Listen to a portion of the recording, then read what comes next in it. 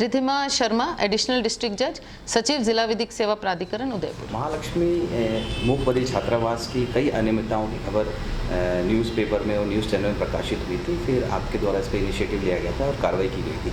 अब क्या स्थिति है, इसके बारे में मुझे बताइए। दिव्यांश संस्थान द्वारा महालक्ष्मी मूक बधिर छात्रावास थूर उदयपुर में संचालित किया जा रहा था, जिसके बारे में लगातार विधिक सेवा प्राधिकरण को हमें कुछ बच्चियों के साथ वहाँ अनियमितताएं होने की शिकायतें थी, जिस पर हमने जनवरी 2020 में वहाँ पर इंस्पेक्शन किया था और उसमें बहुत सारी कमियां पाई गई थी, जिनकी रिपोर्ट हमने इनके डिपार्टमेंट को, निदेशालय डायरेक्टरेट को जयपुर भी भेजी थी। उसके बाद न्यूज़ 27 का इसमें बहुत एक अहम रोल रहा कि आपने हमारी रिपोर्ट के आधार पर वहाँ पर जाकर बच्चियों के इंटरव्यू भी लिए, बहुत सारी चीज़ें सामने आई, जिसमें यह पता चला था कि न केवल बच्चियों के रखरखाव में दिक्कत आ रही है, बल्कि मूक बधिर बता के सामान्य प्रकृति की बच्चों को भी वहाँ पर रखा जा रहा है, जिनको नज़दीकी सरकारी स्कूल में एक रेगुलर स्टूडेंट के रूप में, किसी दिव्यांग के रूप में नहीं, रेगुलर स्टूडेंट के रूप में वहाँ एनरोल कर रखा है। वहाँ उनसे उनकी पढ़ाई भी हो रही है।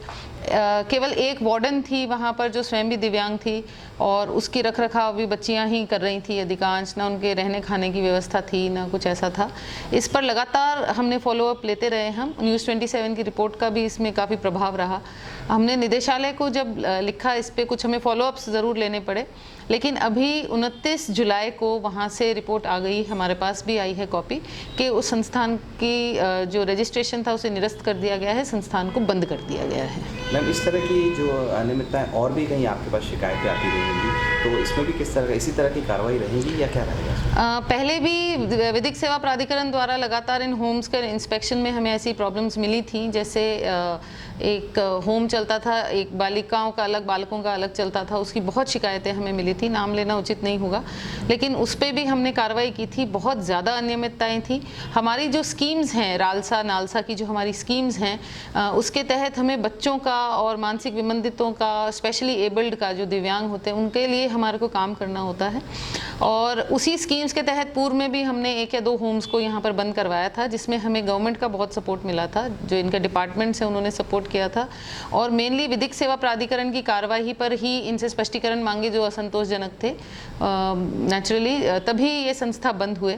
लेकिन इस तरह की रिपोर्ट्स हमें मिलती रहती हैं, कार्रवाई होती रहती है। बहुत सारे संस्थान ऐसे हैं जिनकी बहुत मामूली अनियमितताएं थी जो उन्होंने ठीक कर ली हैं, हम लोग फॉलोअप लेते रहते हैं। और भविष्य में भी अगर इस तरह की मिलेगी, जिसमें खासकर वृद्ध हैं या मानसिक विमंदित हैं या बच्चे हैं जो खुद अपना ध्यान नहीं रख सकते या सक्षम नहीं है, वो जो वर्ग है समाज का, उसके लिए हमारी स्कीम्स के तहत, हमारे कानून के तहत हम लोग निरंतर कार्य कर रहे हैं। जी, परिचय